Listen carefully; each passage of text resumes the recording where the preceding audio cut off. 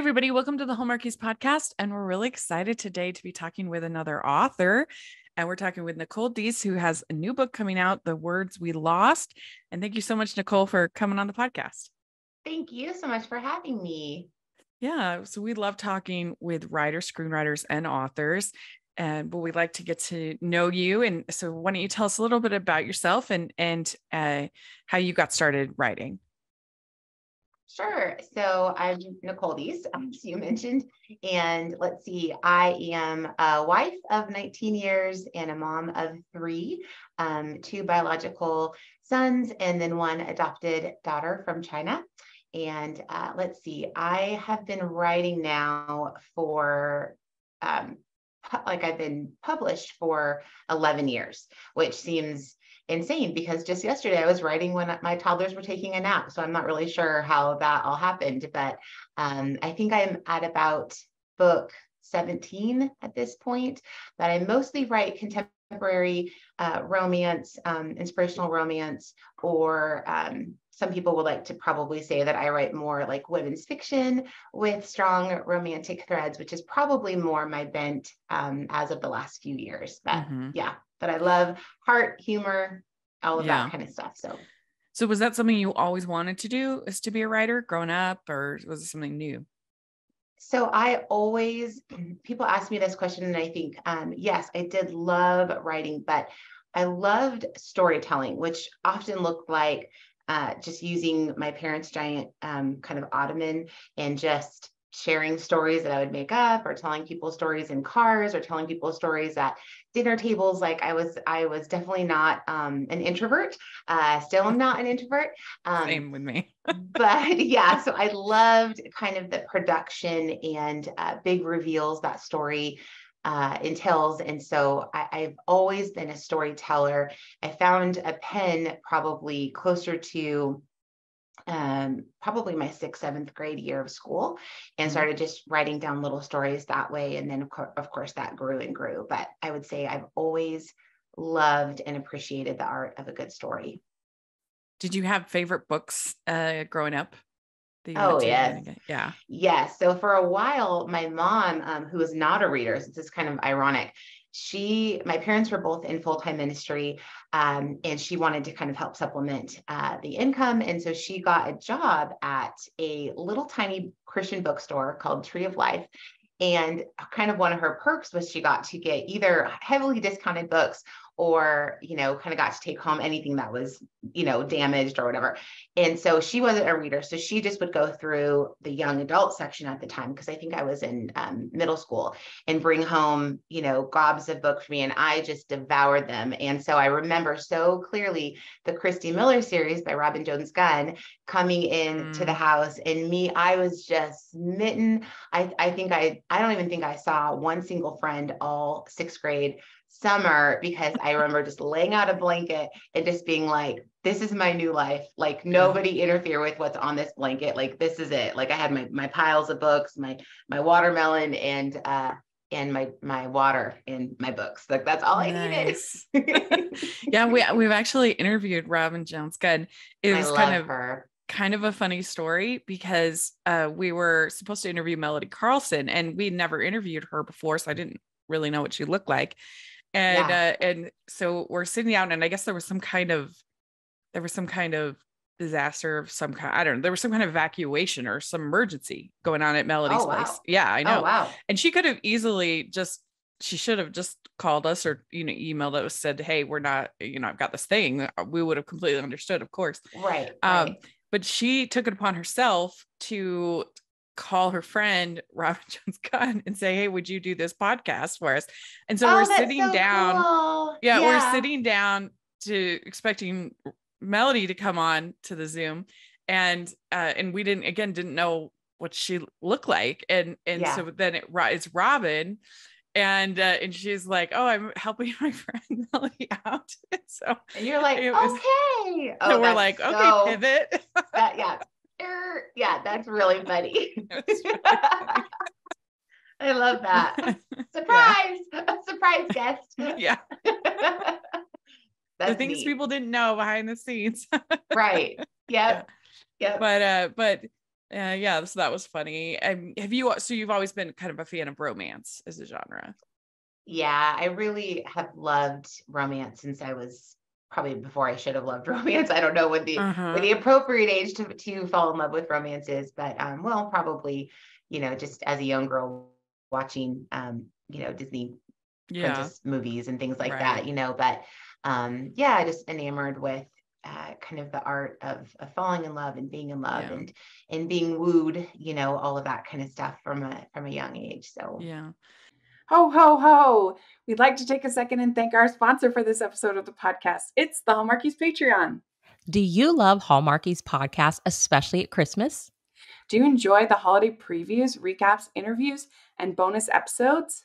If the answer is yes, please consider supporting the Hallmarkies Patreon. We need your help to do what we do both during the Christmas season and all year round. But not only do you help a podcast led by strong, independent women by becoming a Patreon, you get to become a part of the Hallmarkies family. Starting at only $2 a month as a patron, you will have access to our Facebook Patreon group where we talk about the movies, shows, and more all year. We also have many monthly patron watch-alongs with guests like Lacey Chabert, Natalie Hall, Paul Campbell, Mary Lou Henner, and more, giving their behind-the-scenes details of their films. As a patron, you also have the chance to provide input into the podcast and even join us at different tiers. So this Christmas season, spread some cheer to the Hallmarkies Patreon and become a member today. You won't regret it. Go to patreon.com/Hallmarkies to learn more. That's patreon.com/Hallmarkies. For me, it wasn't till when I was a senior in high school, I got started reading Jane Austen. And that kind that was my gateway. That does it. Yeah. We all have our gateways. For me, it was Robin Jones Good. Yes. That opened up a whole world of things, new possibilities. But yes. Yeah, when I was in high school, for some reason, I was really I had like a John Grisham phase, like a lawyer book phase. Yeah.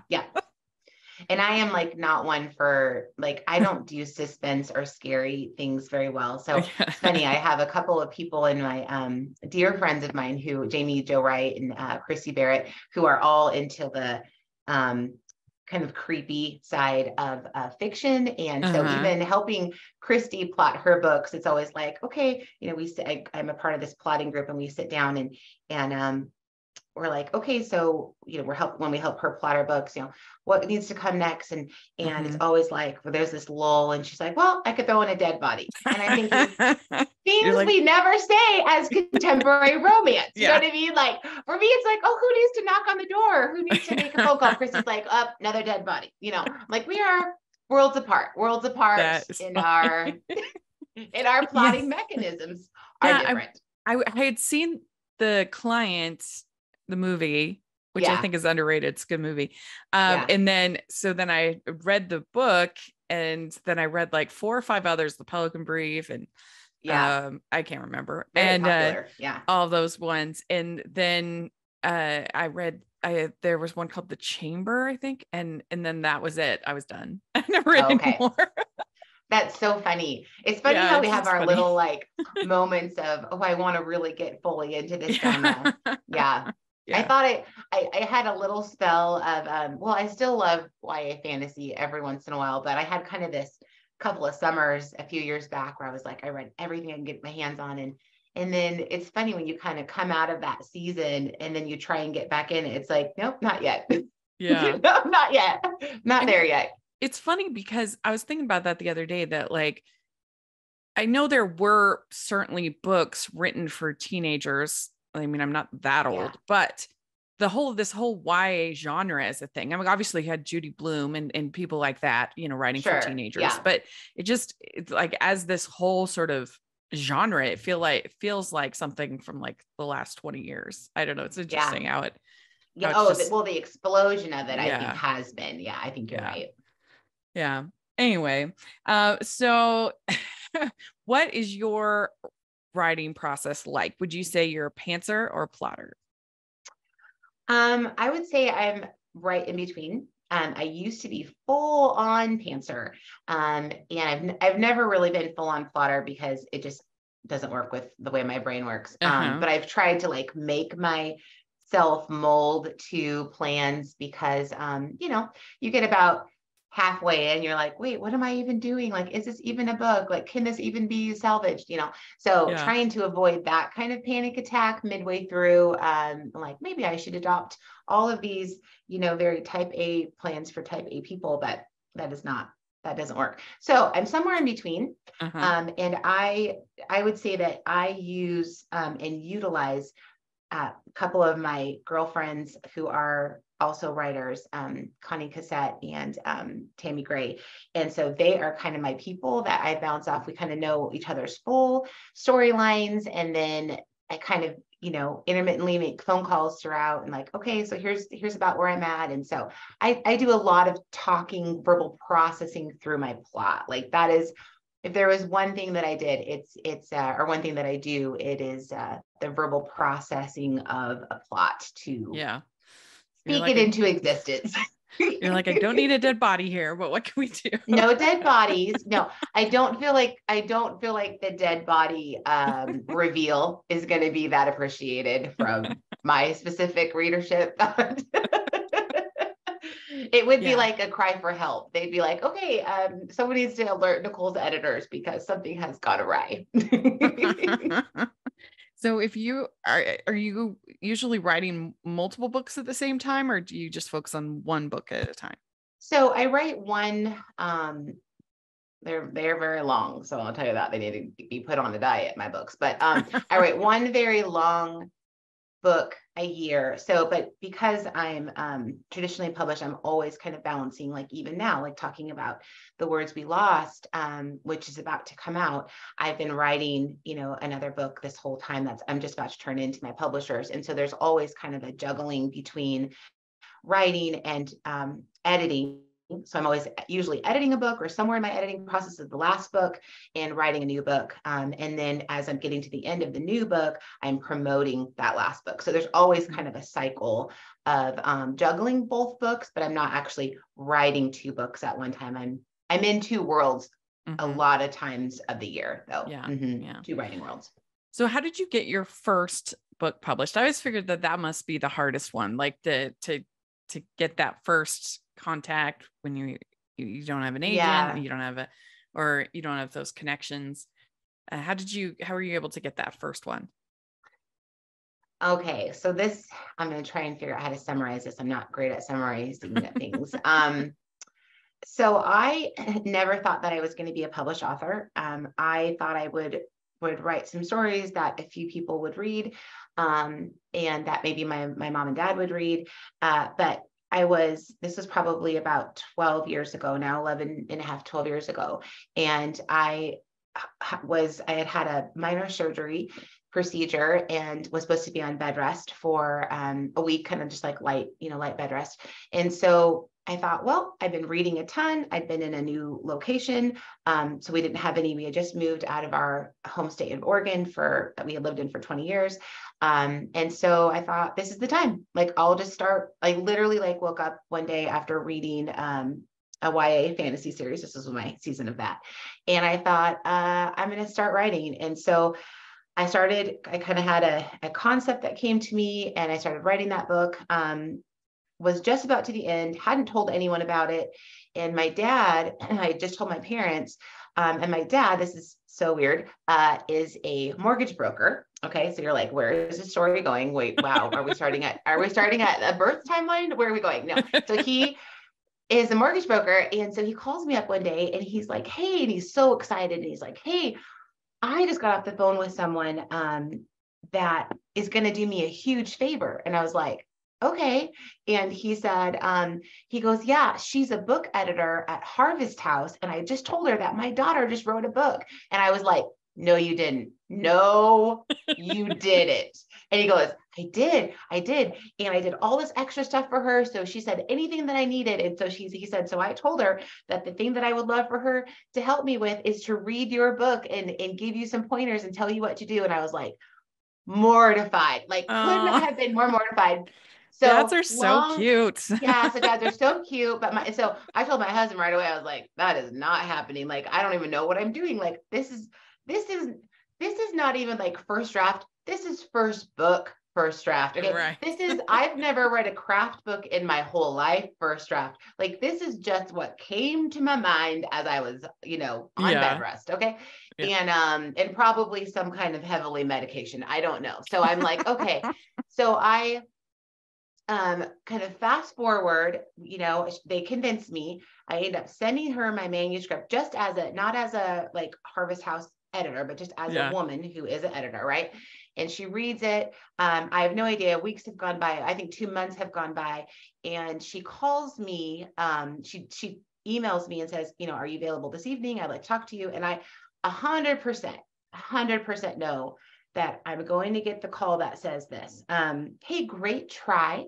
You are a great trier. You should keep trying, but don't quit your day job, kind of situation. Yeah. And instead, her name is Georgia Valuza, and she calls me and she says, I remember I was so sick to my stomach, nervous. And she had said, make sure you have notes next to your table or whatever.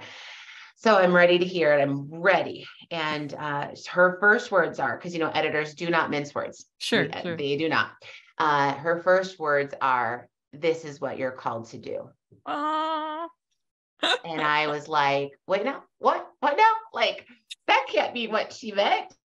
And so she went on to say all of this stuff. It was an hour of just one of the most divine moments of my life. And she just really talked to me about, here's the technical things that you need to work on, because again, I knew nothing about the technicalities of writing a novel. I knew nothing about that. But she just really encouraged me and said, one day, when you're published, when you're this, and I was like, wait, you think I'm going to get published? And then she's like, yes. And when you're making, when you have your advances, and I'm like, wait, you think I'm going to make money? Like, I'm going to like someone's going to buy something that I write? Like, I literally said that out loud. And she's like, yes, because, we're just kind of straight line. But she just really kind of just poured such hope and vision into a future that I thought was one book, and talked to me about going to get an agent, talked to me about going to get going to a conference. So I did indie my first 3 books. And then after that, I had other kind of crazy miracle things happen, but I was called from a publisher based on those first 3 books. Mm-hmm. And then that kind of started the next trajectory of my publishing life. So it's pretty crazy. That was really cool story. Yeah. I love that. That's awesome. Yeah. All from a mortgage, who knows what God could use, refinances on a mortgage. Sure. We're going to use that. We'd like to take a second and thank our sponsor for this episode of the podcast.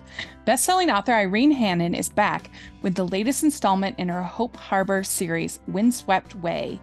Buying a supposedly haunted house wasn't in Ashley Scott's plans, but when an intriguing opportunity drops into her lap, she's ready to launch a new life. But she can't do it alone, and her reclusive new neighbor, Jonathan Gray, may be just the person to help, if only there were room in his life for romance. Come home to Hope Harbor, where hearts heal and love blooms. Buy Windswept Away today at bakerbookhouse.com and get 30% off and free U.S. shipping. That's bakerbookhouse.com. Well, we all need those people in our life that champion us occasionally. In this case, your dad, but then also this editor. Georgia. That's great. That's great. I named a character after her once, so in my Christmas novella. So nice. Yeah. So, well, why don't you tell us a little bit about The Words We Lost? What can people expect in the story? Yeah. So The Words We Lost is so special to me. It's a tiny bit of a deviation from kind of what I normally write, which tends to be, fairly light. Like I do have a lot of depth in my stories, but I have a lot of humor. I have a lot of kind of lightness. There's always like at least 1 or 2 pretty funny characters. This book has a slightly different tone, and I think that I'm gonna get real deep for a second. So I lost my sister in a tragic car accident about 9 years ago. And I've never since that time, even as I've been writing and as I've been publishing books, I've never been able to, or even really had the desire to delve into any kind of grief as a storyline or as kind of even a bigger part of a story plot. But as I was finishing up the last book that I had turned in, I just had this overwhelming urge to kind of get a bit deeper in with some characters. And so this storyline kind of emerged. I mean, it was just, there's few books that kind of come at me like a movie. And I saw this one from start to finish like a movie in my head. And I knew like, okay, this is something that I feel compelled to write, that I need to write, that's important to write. So it is about a editor. So it kind of, I wanted to use the publishing world. That's really, I've never done that before, but I wanted to do it kind of in a different light. So Ingrid is a senior acquisitions editor for a make-believe publishing house called Fog Harbor Publishers, or Fog Harbor Books, I think is what I call it, who has lost her best friend about a year ago, who just so happens to be also a best-selling author that she kind of helped launch from the beginning. And so Cece is that character's name. And Cece, passed away from a procedure that she had done, that she needed to have done. And that book that she was writing at the time that she passed away was actually a part of a multi-book series. And so the last one was never turned in before her death. And so that's kind of brought a lot of this kind of lack of closure for Ingrid. And so one day Ingrid is just kind of struggling, kind of barely surviving in her main world. She's really kind of losing the handle of being able to work in the editorial world, because one of the things that she's struggling with is actually something that happened to me during the grief process. Was when I read with my eyes, I could not comprehend what I was reading. Like I would read, and there's people that have gone through, like even the pandemic in 2020, I saw a lot of posts about this. People like, I keep trying to read, I can't absorb words. And there's something that happens.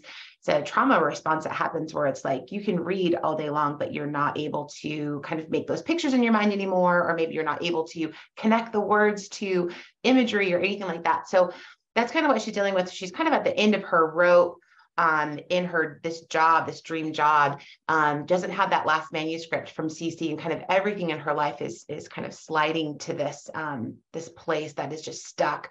And she gets a surprise visit from CC's cousin, Joel, who has some past romantic involvement with Ingrid.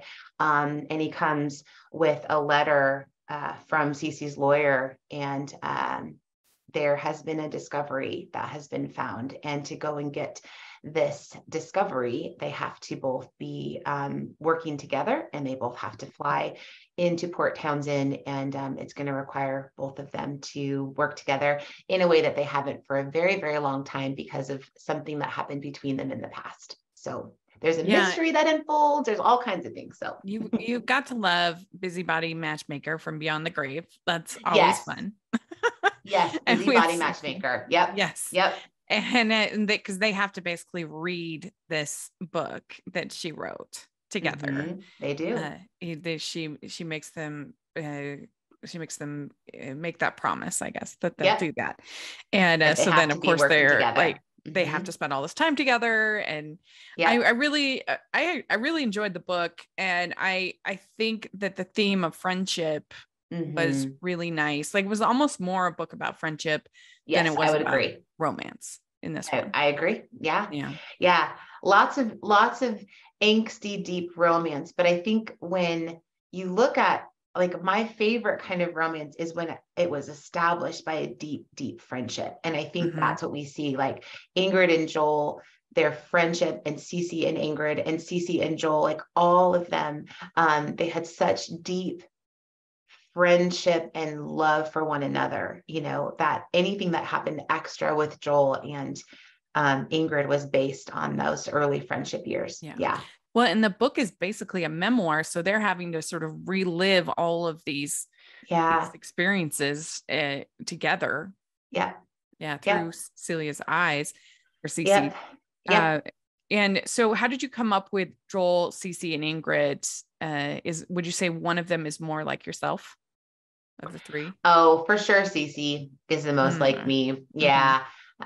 She was really easy to hear in my head and to write. Like before I started writing the process, because as you said, the book has this forward motion plot, narrative. And then it has these snippets of past, chapters from Cecilia's perspective, Cece's perspective, of things that happened in the past. And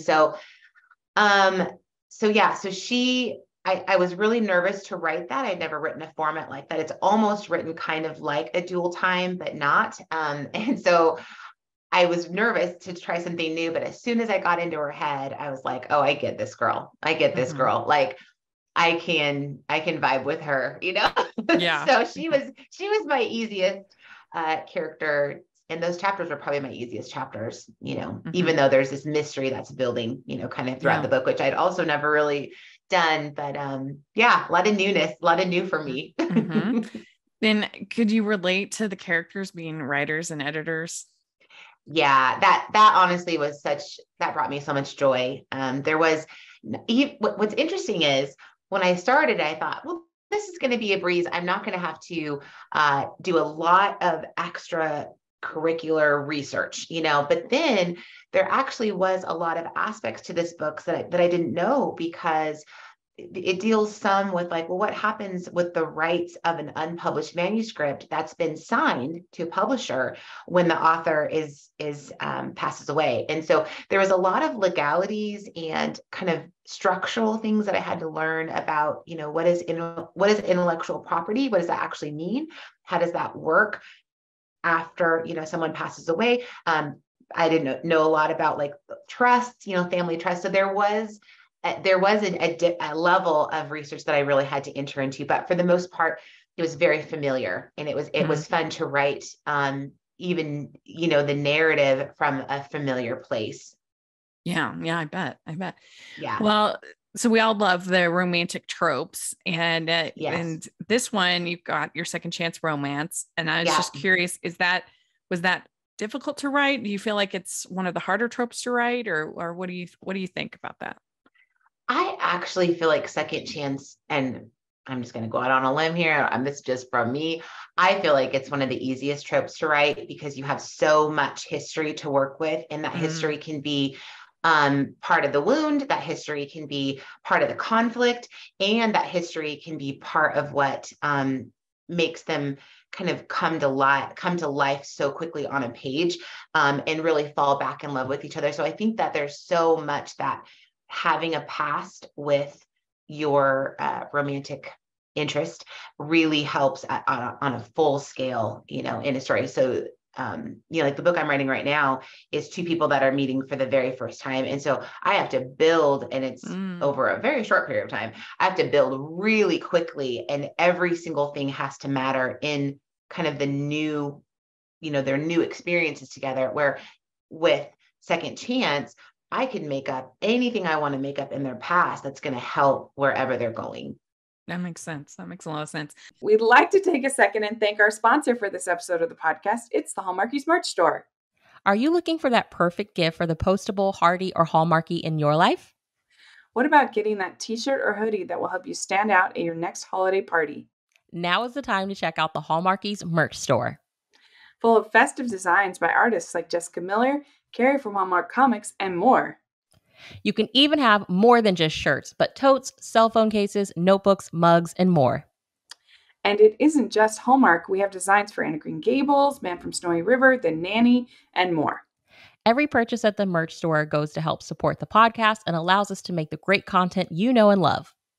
There are frequent sales, so go to tpublic.com/stores/Hallmarkies or see the link in the description. That's tpublic.com/stores/Hallmarkies. I would think, I'm not a writer, but I would think that enemies to lovers is probably the hardest one. Yeah. You know what? Keeping your characters likable enough. Yep, that's right. It's the redemption quality of that, I think that trope. Jenny V. Jones just wrote the most amazing enemies to lovers book I have read. I just finished it, called First to Fall. And she does what I think is probably the most brilliant enemies to lovers I've read in a decade. This is brilliant. So, cool. But that's what she does. She sprinkles it with so much humor that it's not mean. There is lots of sarcasm, of course, but there's enough lightheartedness that it's like, yes, they are definitely enemies in the beginning. But it's that humor that kind of gets to sail them through to the redemption, Oh, cool. Good. What would you say makes this book, The Words We Lost, makes it unique and special? I think the formatting is pretty unique, where you have that forward motion story, and then we're diving into the past through kind of a memoir style. But I also think that these three individuals, I think that their relationship, their dynamic, the drastic differences between them, and kind of how they forge this early friendship and this tight-knit loyalty to one another is pretty unique and pretty special to the story. Yeah, I agree. I really enjoyed, that was my favorite part of it, is like I said, the friendship between these three people. And so did you base Port Townsend on a particular place? It's actually called Port Townsend. Yeah, oh, it's really? a real place. Yeah. So my husband and I went to Port Townsend the first time. It's beautiful. It's, as the book describes, it's a Victorian seaport town on the coastline of the tippy top peninsula of Washington State. And my husband and I went there for our very first anniversary 19 years ago. And then we went to, when I knew I wanted to write about this place, I'd always thought, well, I'll change the name, because the truth is I'm the worst with all things directional, like the worst. And so I thought, well, I don't want to be responsible for not having east, the compass right, east, west, north, whatever. But then we went for about 3 nights the last summer as I was working on it. And it just was like, I want this book to be Port Townsend. And I'm just going to make a disclaimer that, yes, I've added some things and not all things are completely accurate based on what I need the story to do. But it's really just a magical, beautiful place. And I hope that comes to life on page, but it's a real place. So you should go, you should check it out. Very good. Yeah. I always figured that would be a perk of writing. You could expense a trip, like set your next book in Scotland or that's right. Or that's Hawaii right. or something like that. Girl, I am pushing on that right now. I told my husband, I was like, maybe we need to go to Iceland and I'll make a book about research Iceland. Trip. Okay. Yeah. I was like, I could work that in somehow. Yeah. Very good. All right. Well, we have some fun questions we like to ask at the end of the interview. So here we go. First one. What is the best ice cream flavor? Oh, hands down Oreo. Okay, good. Cookies and cream. Cookies and cream all the way. Okay. What's your favorite color? Probably I like this color, this kind of wine purpley color. That's one of my favorites. Yeah. Yeah. What music are you into right now? Well, I'll be real honest right now. I'm very looking forward to the NF's brand new album. I like whatever he calls himself, hip hop. I don't know what he's calling him, rap, I really like that, which is maybe a weird thing for a 41-year-old, writer mom to like, but I really do. I love his music. I think he's a brilliant lyricist. And so he's cool. Always with me on some part of my writing journey at some level. Yeah. Good. Okay. What is your go-to date night food? Oh, man, I don't know. I probably Mexican. We both really enjoy. We do not have very many wonderful Mexican restaurants, unfortunately, in North Idaho, but we have a couple. So that's kind of our go-to. And we also like sushi. So I'll do too. Yeah, okay. Good. Yeah, sushi's good because it's like you can be kind of elegant with it. Yeah. It's not messy. Yeah, it's true. Mexican's pretty messy. Yeah. I probably more so our special date nights are more like the nice sushi place. Yeah. Yeah. Okay. What is your favorite go-to date night activity if you're going out and doing something? Well, it depends. Like right now, I'm literally watching a blizzard out my window. Right. So these are not the times that we go on a walk or do anything like that. Um, in the summer, we have Coeur d'Alene has the longest floating dock in the world. It's the home of that. So we do like to go downtown and walk the floating dock, and that's something that I love walking. He does not love it as much as I do, so we do that a lot. Sometimes we'll do a movie, not very often. Honestly, it's usually dinner and then something like Costco. Like that's usually what it is. Hey. Like what now? What do we need? Tractor Supply, So yeah. Hey, if you're spending time together, it counts. Uh-huh. All right. That's what we say. And which do you like better, dogs or cats? Neither. Oh. I like children. Yeah, I told we are the home of 2 dogs, mind you, but I always say, I have a husband and I have 3 kids, and that fills all the buckets of my nurturing at this point. And I love adventure and I love to travel. And so oftentimes I just feel like pets are, at this season in my life, pets are more problematic for the things that I really would like to do. Like, you grow your kids, you get babysitters, and then you have dogs. And this is why you can't leave anymore. So I don't know.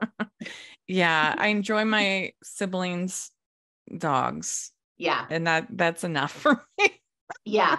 Yeah. I'm like, hey, I love people that love animals. I love a lot of people that love animals. Like I have most people in my world that all adore their animals, and I adore the peoples, of those animals. So exactly. Well, which do you like better, beaches or mountains? Mountains. I love both, but after living in a very flat place for 4 years and away from mountains, we realized we had to be closer. So we live by lots of mountains. Yeah, I know. I sometimes forget how special the mountains are being here in Utah. And then a friend will come into town and they will just be like, whoa. I'm like, oh, yeah. Just the awe, like the awe is incredible, isn't it? Mm-hmm. So what is your favorite holiday to celebrate?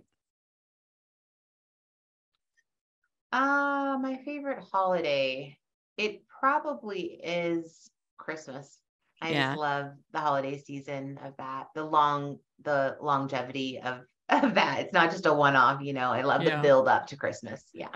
It's really hard to beat Christmas because it's a whole season, especially if you're in the Hallmark world. It's the season. That's right.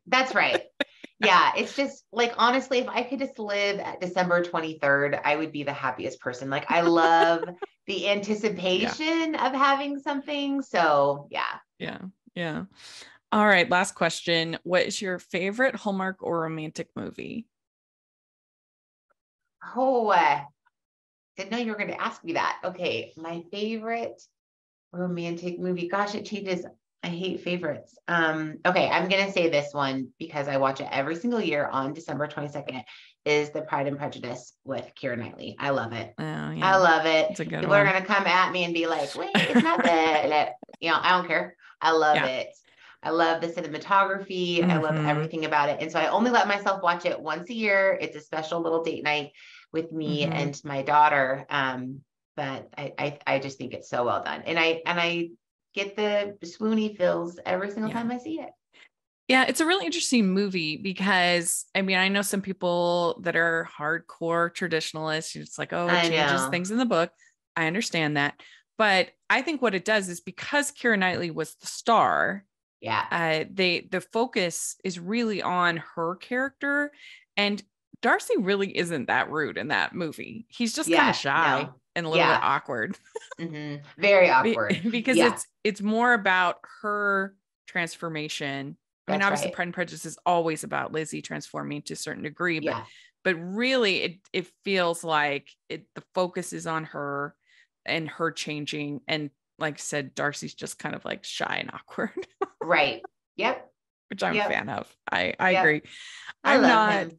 I'm not a traditionalist when it comes to adaptations. I mean, I don't know if you saw this recent Persuasion on Netflix.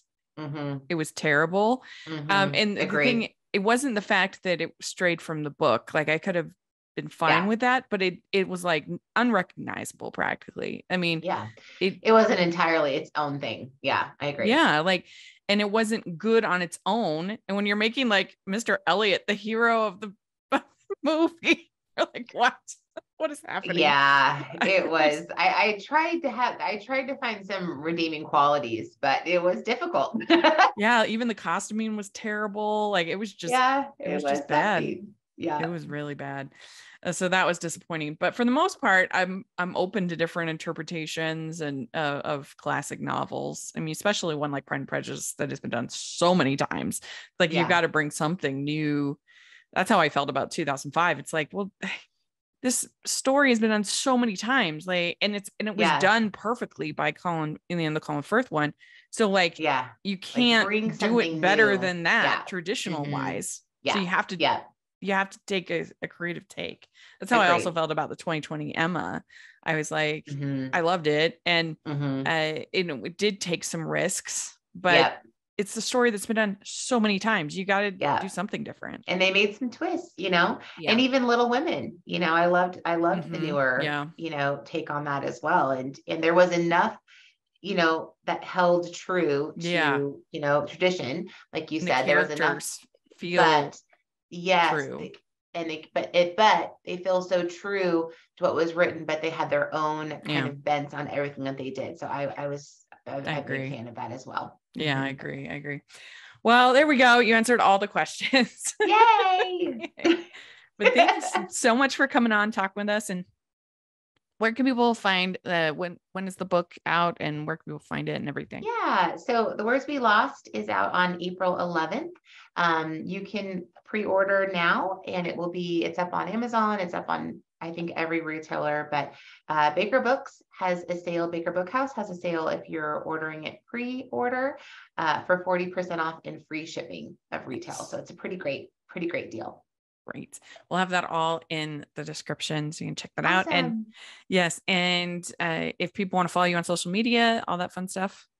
Yeah. Come find me on Instagram. It's probably where I'm most active. And that is just Nicole Deese author. You'll find me. Well, congrats on the book. And it was great to meet you. Thank you so much. Thank you. We'd like to thank Nicole for coming on the podcast. This was so much fun to get to talk with her, and we'll have all the information for her book in the description. So make sure you check that out.